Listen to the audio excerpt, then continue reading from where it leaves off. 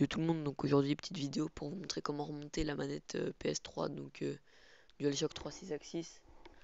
On recommence par placer tous les boutons, donc croix, carré, triangle et rond, dans leurs emplacements. C'est un peu galère pour trouver les bonnes encoches, on est d'accord. Euh, on est en train de mettre là tous les boutons. Si vous la prenez comme ça, le rond et le carré seront inversés si vous n'êtes pas bête. Donc ensuite, on va placer le petit bouton PS dans son emplacement et rajouter le cache avec le bouton Start et le bouton Select. Donc ça, il n'y a rien de plus compliqué, hein. Vous mettez, vous appuyez un peu pour que ça colle. Enfin que ça colle, c'est juste que ça reste enfoncé. Ensuite, les flèches directionnelles, vous les prenez et puis vous les mettez. Donc n'oubliez pas de remettre le cache blanc par-dessus. Donc les flèches, voilà, on les met. Ensuite, on remet pareil le cache blanc pour qu'il y ait le contact sur la carte mère.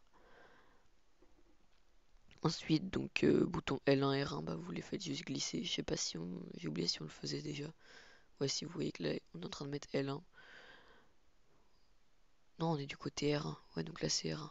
Oui, retournez votre tête si vous voulez comprendre. Là, la manette est à l'envers. Donc, euh, touche par touche, hein.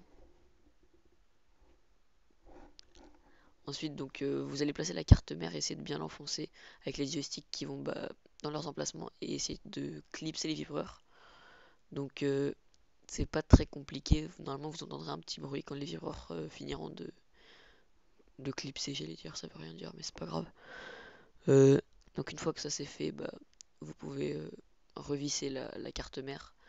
Donc avec la vis que vous avez dévissée pour démonter la manette, qui va vers le centre un peu à gauche.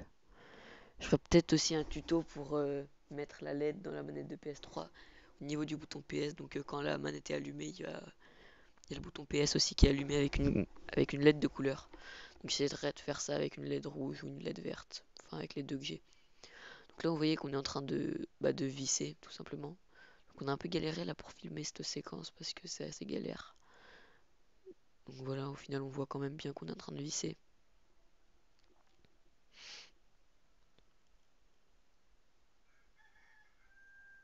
Excusez-moi si vous entendez des poules derrière qui gueulent. Donc j'ai fini de visser la carte mère. Ensuite, on passe au, au truc le plus galère. Alors, faites pas comme nous, c'est-à-dire défoncer en essayant de trop appuyer l'endroit où vous mettez la touche L2, R2. Là, vous allez remettre le connectique de la batterie, puis la reposer. Donc j'ai mis en accéléré parce qu'on a un peu mis du temps pour ça. Donc là, vous voyez qu'on branche bien le connectique, on met la batterie dans son emplacement. Là, ensuite, on va mettre les boutons L1, R1, L2, R2. Donc c'est vraiment l'étape la plus dure, je dirais, parce qu'il faut rien casser.